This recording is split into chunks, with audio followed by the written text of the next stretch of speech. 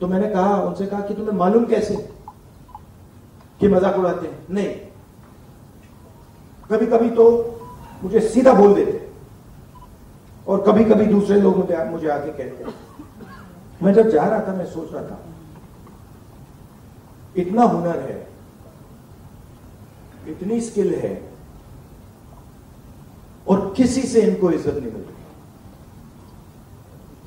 और ऐसे हजारों लोग हैं।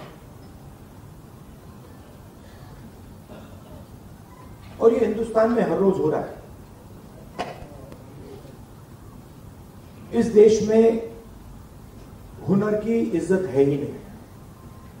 जिसके पास स्किल है, जिसके पास हुनर है, जो काम करना जानता है, उसकी इज्जत है ही नहीं। रियलिटी है देश की। और ये सारे के सारे जो नेटवर्क्स हैं, 21वीं सदी में हम इसको नेटवर्क कह सकते हैं। चाहे ये बढ़इयों का नेटवर्क हो, मोचियों का नेटवर्क हो, धोबियों का नेटवर्क हो, इन सब में बहुत गहरी स्किल छुपी हुई है। हाथ मिलाने से पता लग जाता है। आप धोबी से हाथ मिलाइए, वो ऐसा दबाता है, हवा निकल जाती है। मैंने किया है। तो जैसे पकड़ता है ऐसे लगता है कि भैया 10-15 लोगों ने पकड़ लिया। आप बढ़ई का हाथ पकड़िए, उसमें दिख जाता है।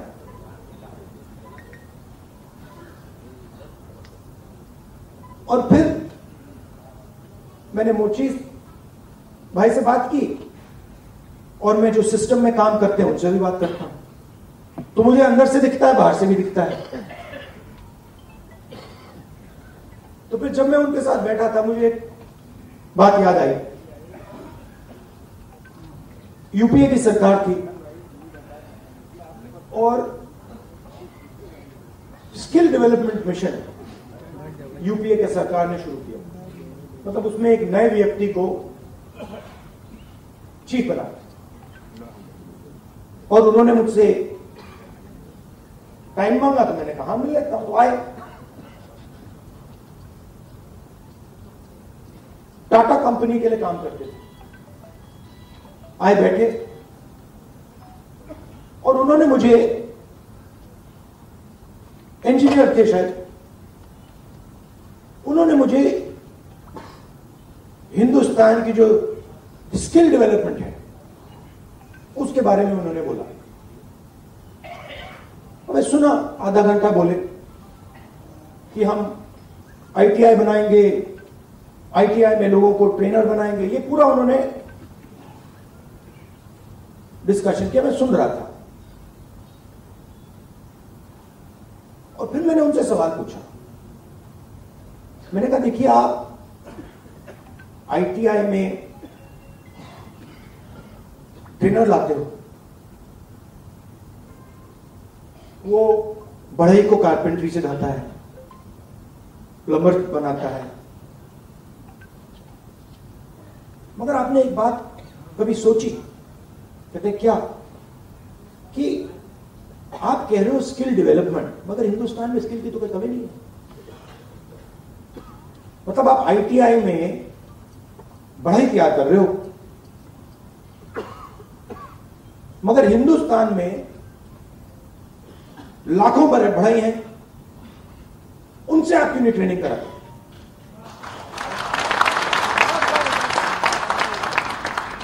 तो ये थोड़ा चौंक गए।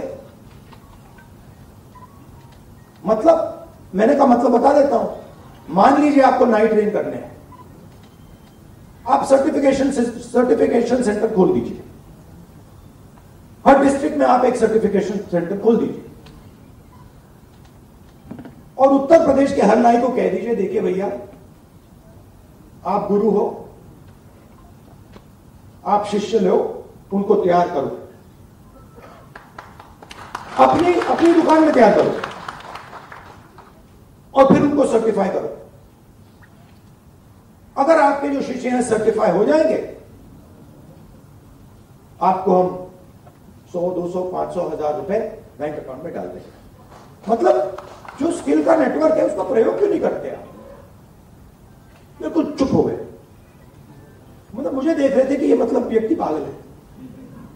क्या हो गया? मतलब आप आईटीआई में, अच्छा मजे की बात बताऊं, ये जो हमारे मोची भाई हैं, इन्होंने मुझे बोला कि राहुल जी, मोदी जी ने नया प्रोग्राम शुरू किया, मुझे वहां बुलाया, मैं गया, और फिर मुझे कहते हैं कि आपकी ट्रेनिंग कराएंगे। राहुल जी, मैं तो 40 साल से मोची का काम कर रहा हूं। चलो, मैं वहां गया, वो जो उनका ट्रेनर था उसको मैं सिखा के आ गया।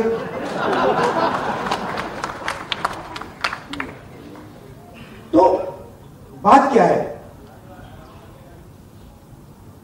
चाहे नाई हो, बढ़ई हो, प्लम्बर हो, धोबी हो, मोची हो, किसान हो, नॉलेज इनके हाथ में है, मगर सिस्टम इनसे कोई बात ही नहीं करता। सिस्टम दूसरे डायरेक्शन पे चल रहा है। आपने आईटीआई बना दी, हमारी सरकार ने बनाई, मगर उसका जो नॉलेज सिस्टम है उसका तो कोई कनेक्शन ही नहीं है।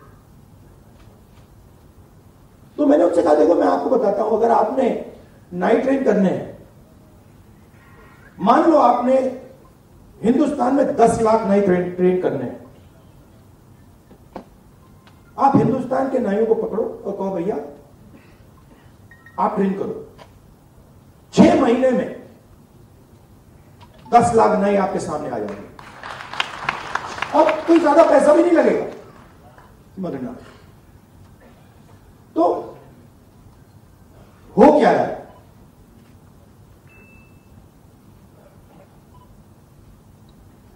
गाड़ी का इंजन होता है ना, उसमें सिलेंडर होते हैं। मोटरसाइकिल में कभी 1 सिलेंडर होता है, 2 सिलेंडर की होती है, ट्रक 8 सिलेंडर की, 10 सिलेंडर की होती है। हिंदुस्तान में, मान लो हिंदुस्तान के इंजन में 10 सिलेंडर है, काम सिर्फ 1 सिलेंडर कर रहा है। मतलब 90% लोग बाहर बैठे हुए हैं और देख रहे हैं, और उनके सिस्टम में कोई भागीदारी नहीं। उनके सिलेंडर में ना पेट्रोल मिलता है, ना मेंटेनेंस होती है, ना होती है। 1 सिलेंडर छोटा सा टक टक टक टक टक टक टक चल रहा है, कह रहे भैया दुनिया में, और कहते हैं भैया सुपर पावर बन जाएगा। कैसे सुपर पावर बन जाएगा? 90% लोग सिस्टम के बाहर बैठे हुए हैं, हुनर उनके हाथ में है, स्किल उनके हाथ में है, ज्ञान उनके हाथ में है, उनका कोई कनेक्शन ही नहीं है। तो इसीलिए हमने जाति जनगणना की बात उठाई, और थोड़ा कंफ्यूजन है। देखिए, बीजेपी के लोग कह रहे हैं कि भैया देखो, हम जाति जनगणना करेंगे, उसमें ओबीसी का सेक्शन दे देंगे। जाति जनगणना, सबसे पहले सिर्फ वहां ओबीसी लिखना का कोई मतलब नहीं। अलग कम्युनिटीज हैं, हम हर कम्युनिटी की लिस्ट चाहते हैं, पहली बात। दूसरी बात, हमारे लिए यह सिर्फ सेंसस नहीं है, हमारे लिए यह पॉलिसी मेकिंग का फाउंडेशन है, मतलब नींव है। और हम सिर्फ जाति जनगणना की बात नहीं कर रहे हैं, मैं यहां क्लियरली कहना चाहता हूं, जाति जनगणना से सिर्फ आबादी पता लगे, वो बहुत जरूरी कदम है, क्योंकि भागीदारी से पहले आबादी के बारे में पता होना पड़ेगा, क्योंकि भागीदारी तक हम बिना आबादी के तो पहुंच ही नहीं सकते। मगर आबादी लास्ट कदम नहीं है। आप ये मत सोचिए कि आइडिया ये है कि भैया जाति जनगणना हो गई, उसमें सबकी गिनती हो गई और बात वहां खत्म हो जाएगी। नहीं, ये मेरा विजन नहीं है, ये पहला कदम है। मेरा विजन है कि हिंदुस्तान में धन किस प्रकार से बांटा जा रहा है।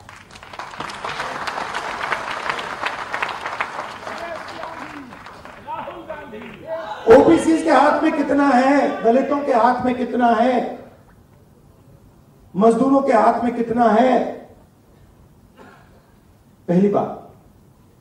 दूसरी बात, हिंदुस्तान के जो इंस्टीट्यूशंस हैं, ब्यूरोक्रेसी हो, जुडिशरी हो, मीडिया हो, इसमें इन लोगों की कितनी भागीदारी है। मतलब हम ये समझना चाहते हैं कि कॉन्स्टिट्यूशन ने कहा था कि एक व्यक्ति को एक वोट मिलेगा, मतलब सारे के सारे हिंदुस्तान के जो सिटीजन्स हैं वो समान, एक समान, एक जैसे हैं। तो हम ये पूछ रहे हैं कि अब 70 साल हो गए, कॉन्स्टिट्यूशन हमारे सामने है, इसका समाज पर इफेक्ट पड़ा है, हां या ना, और कितना पड़ा है।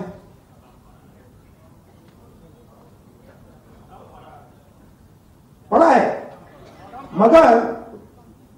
मगर अगर मैं कॉर्पोरेट इंडिया को देखूं और लिस्ट निकालूं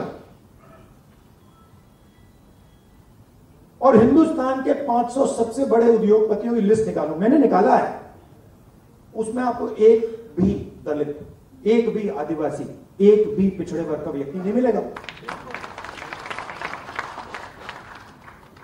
और सिर्फ कॉर्पोरेट इंडिया की बात नहीं कर रहा हूं, आप जुडिशरी देख लीजिए,